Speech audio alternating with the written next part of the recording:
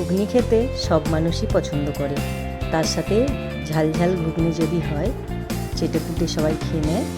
আমি আজকে নিরামিষ ঘুগনি বানাচ্ছি। এই নিরামিষ ঘুগনির রেসিপিটা কেমন লাগলো বন্ধুরা কমেন্টে জানাবে, আর চ্যানেলটিকে সাবস্ক্রাইব করে পাশে থেকো। নমস্কার বন্ধুরা, বৈশাখীর রকমারি রান্নায় সবাইকে জানাই স্বাগত। এই নিরামিষ রেসিপিটা খেতে পুরো দোকানের স্বাদে। তো চলো এখন বানিয়ে নেওয়া যাক।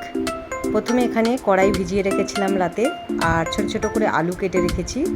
এখন কড়াইটা একটা প্রেসার কুকারের মধ্যে দিয়ে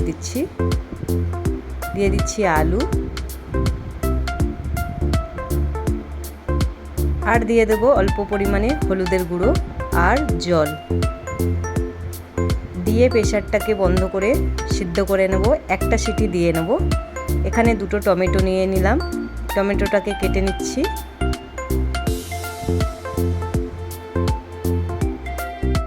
টমেটোটা কাটা হয়ে গেছে, এখন ধনেপাতাটাকেও কেটে নিচ্ছি। একটা চপার নিয়ে নিয়েছি, কিছু কাঁচা লঙ্কা চপ করে নিচ্ছি। কাঁচা লঙ্কাটা চপ করা হয়ে গেছে, এখন এই টমেটোগুলো চপারের মধ্যে চপ করে নিয়েছি। এখন আদার টুকরো নিয়ে নিলাম, আদাটাও গ্রেট করে নিয়েছি। আর এদিকে কড়াই আর আলুটা সিদ্ধ হয়ে গেছে, নামিয়ে নিয়েছি। কড়ার মধ্যে সর্ষের তেল কিছুটা পরিমাণে দিয়ে দিয়েছি।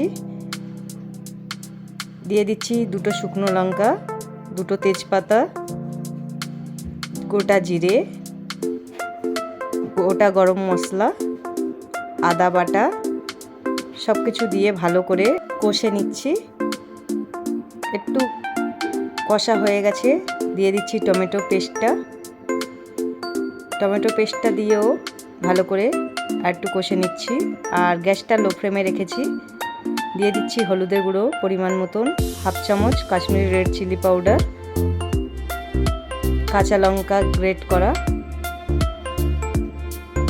দিয়ে ভালো করে কষে নিলাম। দিয়ে দিচ্ছি পরিমাণ অনুযায়ী লবণ, জিরের গুঁড়ো, ধনের গুঁড়ো দিয়ে আবারও একটু কষে নিচ্ছি।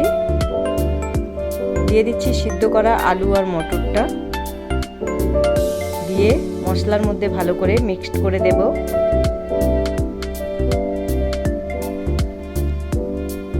জলটা শুকিয়ে এসেছে আর তেলটা ছাড়তে শুরু করে দিয়েছে। ভালো করে কষে নিলাম। ঘুগনিটা ভালো করে কষানো হয়ে গেছে, এখন জল দিয়ে দিচ্ছি।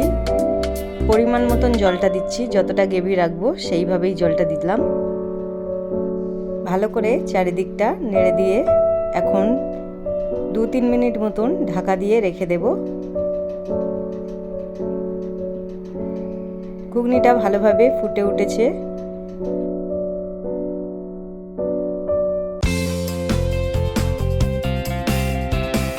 ভালোভাবে ফুটছে, এখন চারিদিকটা নেড়ে দিচ্ছি।